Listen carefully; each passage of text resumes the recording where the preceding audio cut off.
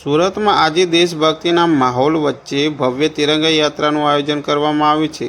સાંજે 6 વાગે ડુમસ રોડ પર આવેલા વાય જંકશનથી તિરંગા યાત્રાનો પ્રારંભ થશે અને યાત્રા લાલભાઈ સ્ટેશન સુધી પહોંચશે. વાય જંકશન ખાતે એક ભારત શ્રેષ્ઠ ભારતની ભાવનાનું પ્રતીક રજૂ કરવામાં આવશે. આ ભવ્ય યાત્રામાં કેન્દ્રીય મંત્રી સી.આર. પાટીલ, ગુજરાતના નાયબ મુખ્યમંત્રી હર્ષ સંઘવી, નાણામંત્રી કનુ દેસાઈ અને આરોગ્ય મંત્રી પ્રફુલ્લ પાનસેરિયા સહિતના મહાનુભાવો ઉપસ્થિત રહેવાના છે. તિરંગા યાત્રાને લઈને સુરત શહેરમાં પોલીસ અને વહીવટીતંત્ર દ્વારા વિશેષ આયોજન કરવામાં આવ્યું છે. યાત્રા દરમિયાન વાય જંકશનથી લાલભાઈ સ્ટેશન તરફનો માર્ગ વાહન વ્યવસ્થા માટે બંધ રાખવામાં આવશે, જેના પગલે વાહન ચાલકોને અવરોધ ન પડે તે માટે વૈકલ્પિક માર્ગ પર ડાયવર્ઝન આપવામાં આવ્યું છે.